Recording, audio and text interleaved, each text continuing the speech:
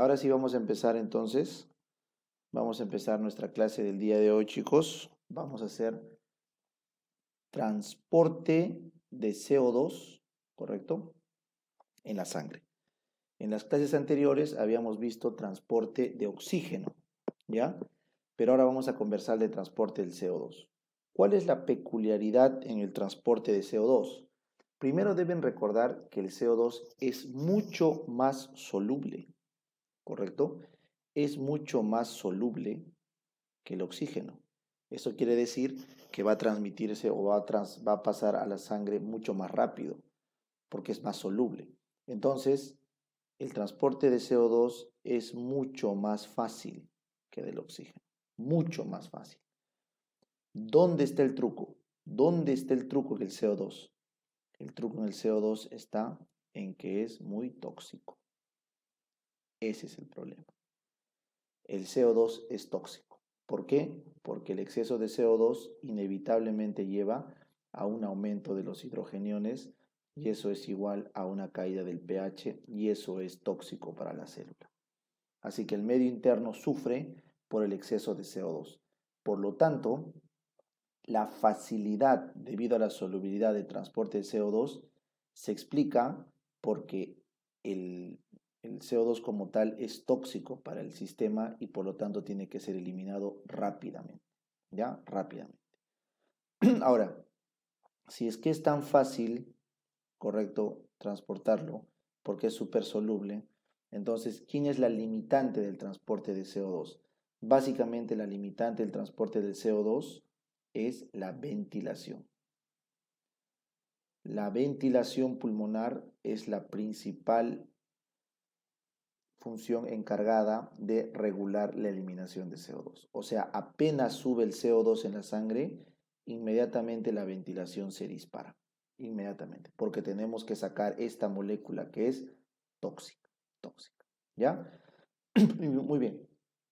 Pero la célula no es tonta. O sea, la célula dice, bueno, es una molécula soluble, fácil de transportar y que tengo que eliminarla, pero quieras o no, desde la célula hasta el pulmón, imagínate, hay un montón de distancia, ¿no? Imagínate qué distancia hay entre la célula de tu pie, por ejemplo, de la uña de nuestro pie hasta el pulmón. Es lejísimos, pues, ¿no? Estás hablando de en unidades de tamaño de célula, estás hablando como de acá se me ocurre, pues no sé, hasta Marte, ¿no? Por hablar, ¿no? Obviamente no he hecho el cálculo. Entonces la célula se pregunta, ¿qué voy a hacer en todo este tiempo que está paseando el CO2? Tiene que haber alguna utilidad, pues, ¿no?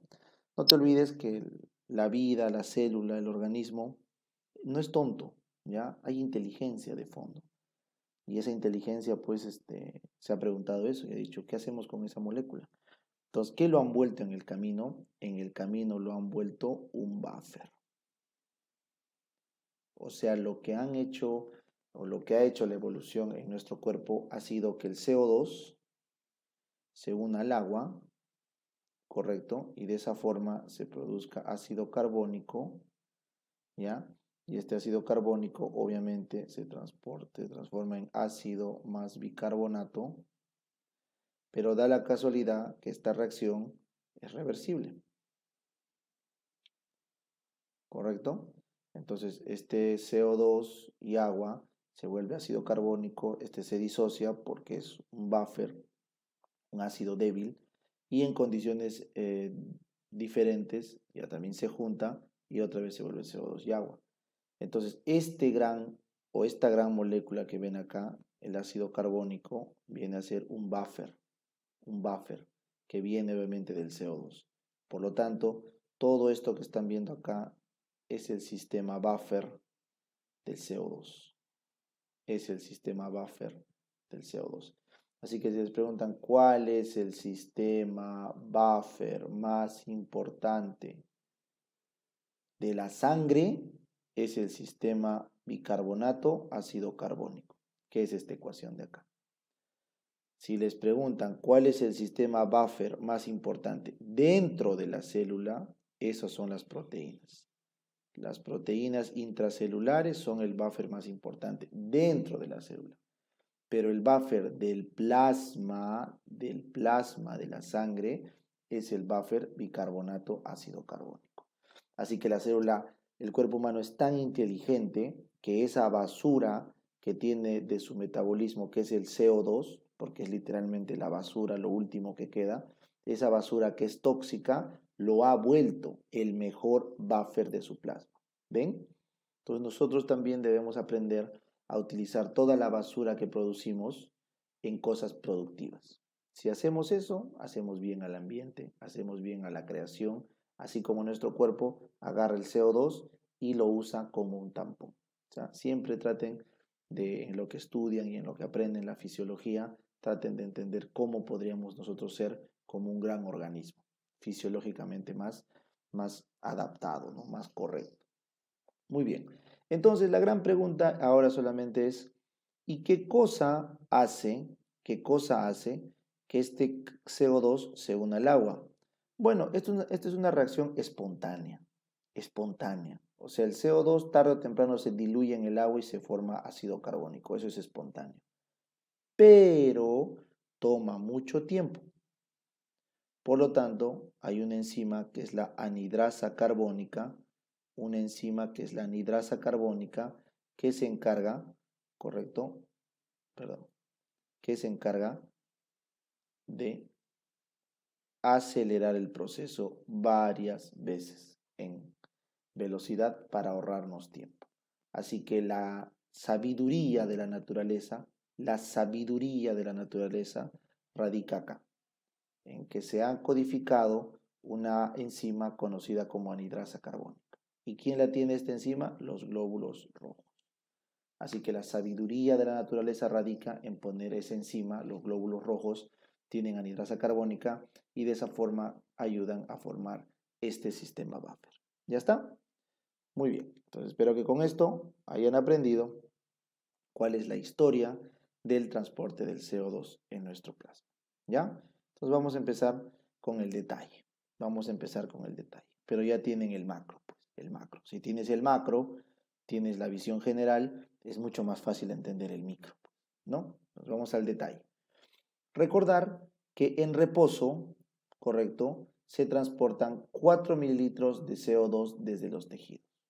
Recuerden, oxígeno se transportaba 5 mililitros de oxígeno en reposo. CO2 se transporta 4 mililitros. Muy bien. ¿Cómo se transporta esos 4 mililitros? Acá lo tienen. El dióxido de carbono, CO2, se transporta o bien disuelto, 7% disuelto, o bien unido a la hemoglobina, eso se llama, vamos a poner acá, disuelto, 23% como carbamino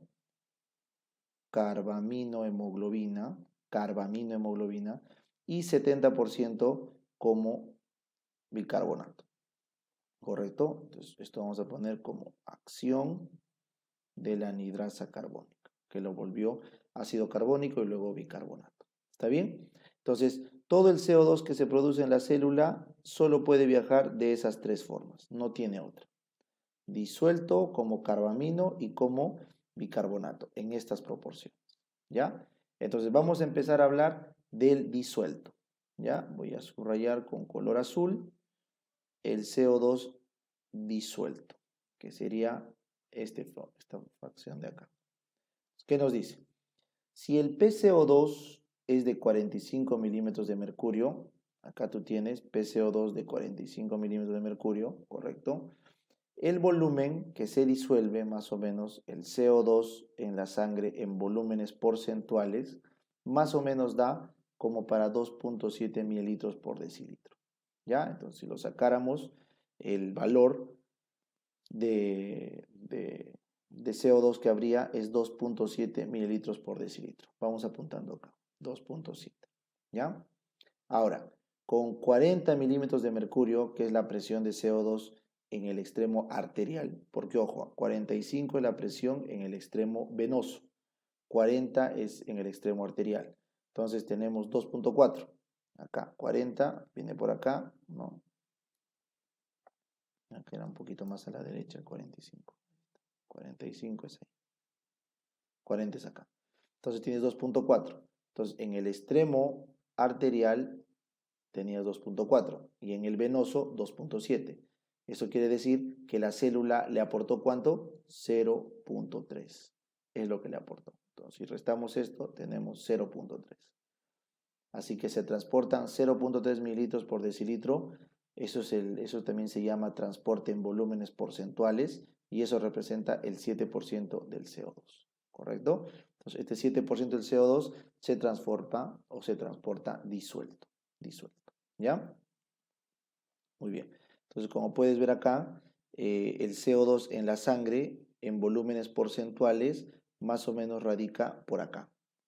El volumen total porcentual que tenemos manejando de CO2 se mueve en este pequeño rango. O sea, es bien estrecho. ¿Ya? Y de este pequeño rango bien estrecho hemos quedado que 7% va a ir disuelto. Muy bien, ya está. Seguimos. La anhidrasa carbónica, que vendría a ser esta de acá, voy a hacer con color amarillo. La anhidrasa carbónica forma bicarbonato. Entonces, mire, este CO2 viene, se disuelve en la sangre, sería el color azul, ahí está, disuelto, 7%. El otro entraba a la célula, ahí lo tienes, está, bueno, van a tener que imaginarse, pues, ¿no? Porque no se ve bien el resultado. CO2 se une al agua, ahí lo tienen, y esto da ácido carbónico. Entonces, con color amarillo, la anhidrasa carbónica que tenemos en el eritrocito aumentaba 5000 veces la velocidad de reacción de ¿qué? De ácido carbónico. Así que esta enzima que están viendo acá, la anhidrasa carbónica, aumenta 5000 veces la velocidad espontánea de formación de ácido carbónico. De esa forma, este ácido carbónico es la otra forma de transportar el CO2. No se olviden que espontáneamente se divide en bicarbonato y en hidrógeno, y este bicarbonato es llevado al plasma por un cotransportador con cloro. Sale bicarbonato, entra cloro. Así que no se olviden, los glóbulos rojos del extremo venoso tienen bastante bicarbonato que lo botan a cambio de cloro. Así que terminan llenándose de cloro. Por eso acá está, el ácido carbónico se disocia ¿en qué? En hidrógeno más ácido carbónico y se intercambia con cloro el ácido carbónico, ¿correcto? O el bicarbonato, perdón. Entonces el bicarbonato se intercambia con cloro, eso se llama desplazamiento del cloruro. ¿Qué ha significado? Que el cloro ha pasado del plasma a los glóbulos rojos venosos, al extremo venoso. ¿Por qué? Porque ha intercambiado con bicarbonato. Ha salido el bicarbonato. Muy bien. Lo último que nos falta explicar acá es, ¿y qué pasa con el ácido? ¿Qué pasa con el ácido? Bueno, como les dije, ¿cuál era el principal buffer de dentro de las células? Sus proteínas. Las proteínas intracelulares son el principal buffer intracelular. ¿Y cuál es la proteína predominante si esto fuera un glóbulo rojo? Doctor, si esto es un glóbulo rojo, la hemoglobina sería la proteína predominante. Por lo tanto, siguiendo esa lógica, el ácido se tampona con la hemoglobina dentro del glóbulo rojo. Y tenemos la hemoglobina con hidrógeno. Una hemoglobina, correcto, reducida. ¿Ya está? Con protones, con ácidos. ¿Ya? Entonces, esta es la hemoglobina, el que tampona los ácidos y se pone en su forma más ácida. ¿Por qué? Porque lo está buffereando, está haciendo un buffer con los hidrógenos. ¿Ya? Muy bien, entonces acá está, el hidrógeno se une a la hemoglobina. Y de esa forma viaja el 70% del CO2, como vieron acá. 70% del CO2. Muy bien. Y finalmente, cambiamos a color verde. La hemoglobina también se puede unir directamente al CO2 sin volverse ácido carbónico. Directo se puede unir, como pueden ver acá. El CO2 se une directo a la hemoglobina y forma la carbaminohemoglobina. También se puede unir directamente la hemoglobina al CO2 formando carbaminohemoglobina. ¿Ya? Noten que también este CO2, así como se ha unido a la hemoglobina de acá, este CO2 podría unirse por acá, aparte de la fracción disuelta, podría unirse a otras proteínas que hay en el plasma. porque existen, pero no es algo relevante. O sea, esta unión a las proteínas plasmáticas no es algo relevante en el CO2. Entonces, de esa forma, también otras proteínas del plasma podrían alojar CO2, pero no es algo relevante. ¿Por qué, Doc? Porque esta unión que están viendo acá es muy lenta, es muy lenta. Entonces, lo que debería transportarse un 30% a través de estas proteínas, como es muy lento el proceso, solo se transporta un 20%. Así que este es el 23% que les pone el libro, es un promedio entre 20 y 30% que debería ser lo que se transporta. Así que haciendo el balance final, total suma 100%, esa es la forma como se transporta el CO2. ¿Ya? Disuelto, unido a proteínas y como ácido carbónico. Y como se dan cuenta, a través de estos tres mecanismos, el intervalo fisiológico normal de CO2 oscila entre 40 y 45 milímetros de mercurio. ¿Para qué? Para un volumen más o menos porcentual de 45 a 55 volúmenes porcentuales. ¿Qué quiero decir con este gráfico? Que el volumen o la cantidad de CO2 que nuestro organismo maneja es muy estrecha. Es muy estrecha. O sea, los volúmenes que mueve son muy estrechos, muy cortos. En cambio, en la hemoglobina teníamos unos valores o unas cantidades mucho más amplias. Miren, ¿ah? Tan solo hay un intervalo de 5 milímetros de mercurio de presión de CO2 y tan solo hay un cambio de 10 mililitros porcentuales de volumen. Miren lo estrecho que es súper estrecho. En cambio, si recordamos clases pasadas, vamos a recordar una clase pasada por acá, miren la hemoglobina, presiones fisiológicas, ¿no es cierto?, de los tejidos, por acá que dijimos hasta en 15, hasta las presiones pulmonares acá, tienes un rango enorme de saturación de hemoglobina y por ende también de transporte de oxígeno. O sea, lo que quiero decir es que los rangos de transporte son mucho menores en el CO2 que los rangos de transporte de oxígeno. Ya es mucho más controlado el CO2. Muy bien, vamos con la siguiente. Curva de disociación del dióxido de carbono. Esto que están viendo acá atrás es la curva de disociación del dióxido de carbono. Ya, en general, en resumen. Pero esto que están viendo acá son los factores que afectan la curva de disociación del monóxido, del dióxido de carbono. Entonces, esto que están viendo acá, esto es una curva de disociación y esto de acá es una curva de disociación. O sea, el volumen porcentual que habíamos quedado era este estrecho, ¿se acuerdan este estrecho? De 45 a 55 de volumen porcentual. ¿Y se acuerdan este estrecho? De 40 a 45. Entonces, le tomamos una foto a este pedazo y lo hacemos ver en la siguiente diapositiva. Y lo tienen acá. De 45 a 55 el volumen porcentual. Y la presión de CO2 lo han manejado no de 40 a 45, que es el rango estrecho que tenemos, sino le han dado un gráfico de 35 a 50, para que se vea bonito, pues. Entonces, este tramo de acá, le hemos tomado una foto en ampliación y nos hemos ido para acá. ¿Está bien? Correcto. Entonces, está explicado. Acá tienes una curva de disociación, la vamos a llamar 1, y una curva de disociación que la vamos a llamar 2. Son dos ejemplos. Ahorita vamos a ver por qué es importante. Entonces, la curva de disociación del dióxido de carbono se ve afectada. ¿Por qué? Por la concentración de oxígeno. Se ve afectada por la concentración de oxígeno. Eso se llama el efecto Haldane. El efecto Haldane. Entonces, recuerden, el oxígeno se une a la hemoglobina y eso genera liberación de CO2. Se conoce como efecto Haldane. ¿Correcto?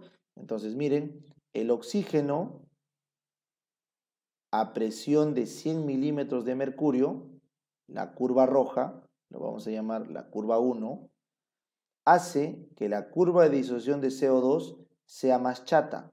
Quiere decir que a presiones más bajas de CO2, ¿correcto? Como en el caso del pulmón, las concentraciones o los volúmenes transportados sean menores. sean menores. Entonces, de esa forma, en el pulmón, donde hay bastante oxígeno, este oxígeno, vean acá, este es el pulmón, ¿ah? Este es el pulmón. El oxígeno del pulmón entra, este oxígeno hace que la hemoglobina se oxide y se vuelva mucho más ácida, una hemoglobina mucho más ácida, oxidada, y de esa forma estos hidrogeniones de exceso que se formaron, se liberan, ¿correcto? Y estos hidrogeniones se unen al bicarbonato que estaba, perdón, que estaba en la sangre, se juntan y se forma ácido carbónico, H2CO3. Y habíamos quedado que como existe la anhidrasa carbónica, esta lo transforma en agua, que sería este OH negativo, agua, y en CO2.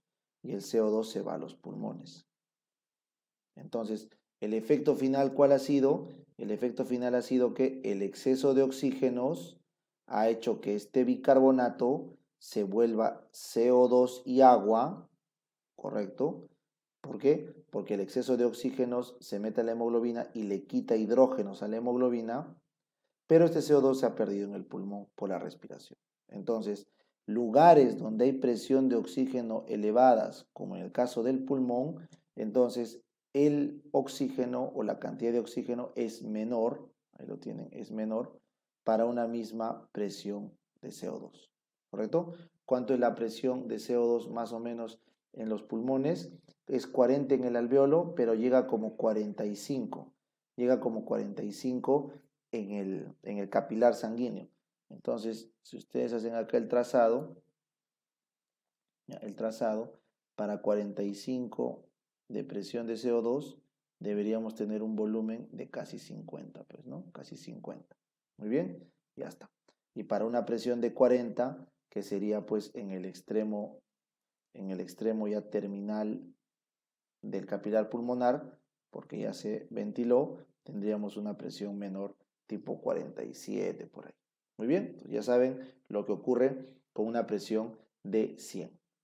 ¿Por qué? Porque en otros lugares del cuerpo, o sea, no en el pulmón, en otros lugares del cuerpo, donde la presión de oxígeno es baja, por ejemplo, esto vamos a poner, esto es en los tejidos, entonces si te das cuenta, para una presión de los tejidos de CO2 de 45 milímetros de mercurio, tú jalas la flecha y tenemos mucho más CO2.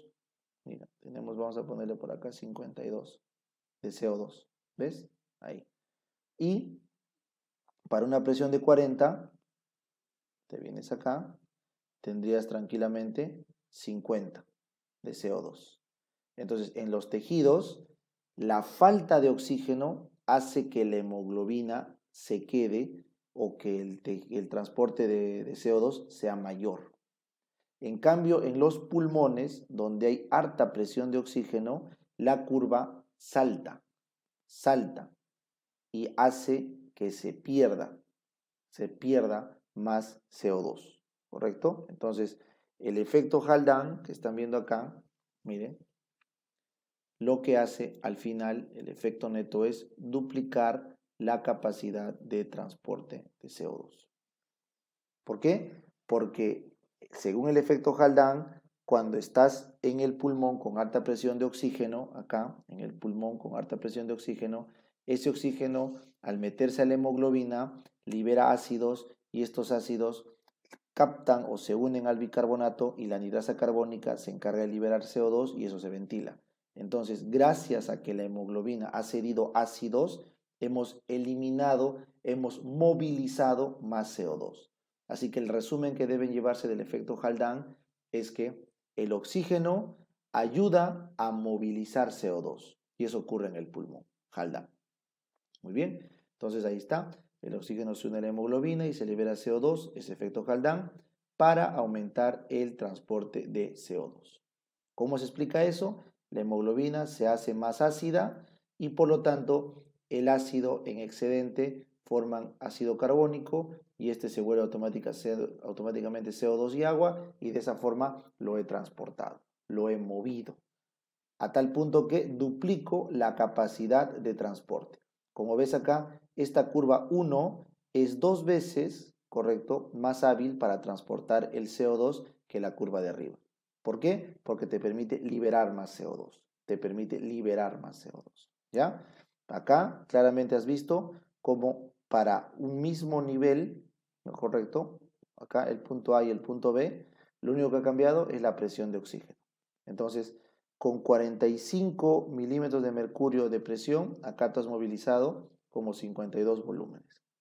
Pero acá con 45 estás movilizando menos volúmenes porque se está perdiendo, o sea, se está respirando el excedente. ¿Ya? Entonces, lo que significa esta flecha de acá, del punto A al punto B, quiere decir que sin oxígeno la curva de disociación de CO2 sería más lenta, con oxígeno la curva de disociación de CO2 es mucho más rápida, o sea, se pierde, se transporta mucho más CO2 en presencia de oxígeno. Esta flecha que están viendo acá es 2x, 2x, ¿ya? Entonces lo tienes abajo, las porciones de la curva de disociación de CO2 para cuando la presión de oxígeno es de 100, el dibujo de abajo, y cuando es 40. La flecha representa el efecto Haldane sobre el transporte del dióxido. Lo duplica, ¿ya? Muy bien. Finalmente, también ocurre otra cosa, pero es menos importante. Se separa el CO2 de la hemoglobina. O sea, cuando tú le pones oxígeno a la hemoglobina, el CO2 que estaba en la hemoglobina, ¿ya? Que es esta de acá, ¿se acuerdan? Esta carbaminohemoglobina, esta de acá, se separa. Así que el otro efecto del fenómeno de Haldane es que, vamos a dibujarlo acá, la hemoglobina que está unida a CO2, ¿correcto? En presencia de oxígeno, simplemente la hemoglobina libera su CO2, lo libera. ¿Ya? Así que el efecto Haldane hace dos cosas. Primero y más importante, acidifica la hemoglobina para que el ácido carbónico libere CO2. Y segundo, hace que la carbaminohemoglobina pierda el CO2. ¿Ya está? Muy bien. Ahora, solo para repasar, ya que estamos en esta clase, para repasar, en las clases anteriores habíamos quedado que si de los tejidos, de las células, sale CO2, este CO2 se junta con el agua para formar ácido carbónico y bicarbonato, ¿no es cierto? Y habíamos quedado que el ácido se terminaba taponando con la hemoglobina y ese ácido forma acá methemoglobina, entonces libera al oxígeno y este se va a los tejidos, a la mitocondria. Entonces, ¿cómo se llama la capacidad de que el CO2 hace que salga más oxígeno de la hemoglobina? Ese era el efecto Bohr. ¿Se acuerdan, no? El aumento de CO2 desplazaba, correcto, la curva de hemoglobina o la curva de hemoglobina a la derecha, ¿no es cierto? Y de esa forma se soltaba más el oxígeno. ¿No es cierto? Entonces, el efecto Bohr es en los tejidos donde hay bastante consumo de oxígeno, hay bastante cantidad de CO2 y eso termina a la larga produciendo bicarbonato y ácido, y este ácido se encarga de liberar el oxígeno de la hemoglobina. Ese es el efecto Bohr. Ojo, el efecto Bohr respecto al oxígeno y el CO2 es menos importante que el efecto Haldane. El efecto Haldane es muy importante, porque nos permite que todo el CO2 que está en los glóbulos rojos se libere en los pulmones, gracias al efecto Haldane. Es muy importante el efecto Haldane, ¿ya? En cambio, el efecto Bohr no es tan relevante, porque el oxígeno igual se aporta a los tejidos, pero el efecto Haldane sí es muy, muy importante, ¿ya? Como ambos efectos, Haldane y Bohr, tienen como molécula en común la hemoglobina, como en ambos está la hemoglobina como molécula en común, se tienen que estudiar juntos, pero son cosas totalmente distintas. Bohr es para mover oxígenos en los tejidos y Haldane es para mover CO2 en los pulmones. ¿Ya? No se olviden, es para mover CO2 en los pulmones. Muy bien. Y finalmente vamos a conversar del cociente de intercambio respiratorio. ¿Qué es el cociente de intercambio respiratorio? Entonces, si ustedes han notado, el oxígeno se transportaba 5 mililitros, ¿correcto? Por ciento, pues, ¿no? Por unidad de 100 mililitros de volumen. Y el CO2 se transporta 4 mililitros, promedio. Entonces, si ustedes se dan cuenta, la relación no es exacta. O sea, es decir, por cada molécula de CO2 comparado con una molécula de oxígeno, la relación es 82.5. O sea, hay 82% de CO2 versus 100% de oxígeno. Es una relación que no es 1, ¿ya? Entonces, eso se llama, ¿correcto? El cociente de producción de CO2 respecto al oxígeno captado en los pulmones se denomina cociente de intercambio respiratorio, R. En cristiano, el R significa cuánto CO2 produzco por cada molécula de oxígeno que consumo. Entonces, no lo olviden, el humano en una condición de reposo y con una dieta balanceada entre carbohidratos y proteínas, por cada molécula de oxígeno que consumimos, liberamos al ambiente 82.5% molécula de carbono. O sea, la relación es menos de 1. ¿Ya? Otra vez, por cada molécula de oxígeno que nosotros tomamos a nuestro sistema, eliminamos no una molécula de CO2, sino 82.5% de molécula de CO2. O sea, no es exactamente 1. ¿Ya? ¿Y a qué se debe esto, Doc? ¿Por qué no por cada molécula de oxígeno elimina una de CO2? ¿Por qué no hay eso? Porque miren, lo que nosotros consumimos son glucosas, o sea, carbohidratos, ácidos grasos de las grasas y aminoácidos, ¿verdad? Para fines prácticos, los aminoácidos no me interesan porque eso va para las proteínas y es minoritario en la dieta. Pero si nosotros empezamos a consumir glucosa, como ven acá, en todo el proceso para formar los 36 ATPs, esta glucosa entra en el ciclo de Krebs y su eficiencia es por cada molécula de oxígeno sale una molécula de CO2.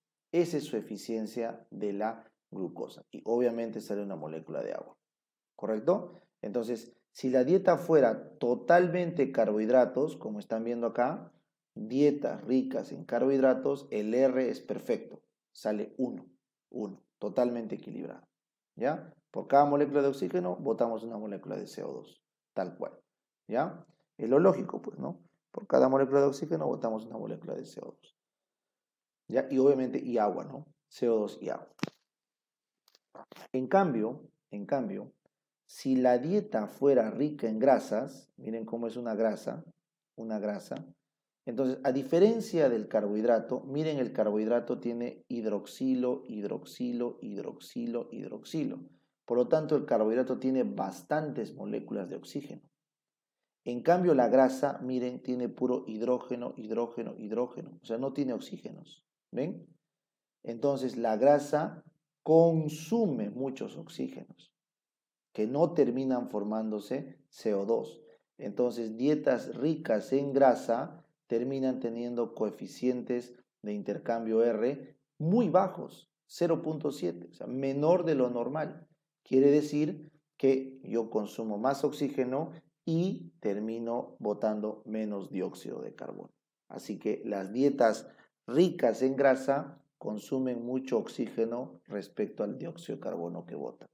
Y las dietas más ricas en carbohidratos producen una molécula de oxígeno por cada molécula de CO2. Una persona con dieta balanceada produce 82.5% de CO2 respecto al oxígeno. Eso se llama coeficiente de intercambio respiratorio. ¿Y para qué es importante, Doc? Es importante para calcular los niveles de CO2 en la sangre. Las máquinas que tenemos no pueden calcular directamente el CO2 en la sangre, lo hacen indirectamente sacando este porcentaje. ¿Ya? En cambio, el oxígeno en la sangre sí se puede medir. Sí se puede medir. ¿Ya? Ahora tú dirás, ¿y por qué no puede medir el dióxido de carbono en la sangre? Porque está disuelto como bicarbonato. Como está disuelto no lo puedo ver. En cambio, el oxígeno sí se puede ver por una espectrofotometría, pues, y se ve el oxígeno en las máquinas. ¿Ya? Muy bien. Entonces, con eso hemos concluido nuestra clase, ¿correcto?, de transporte de CO2.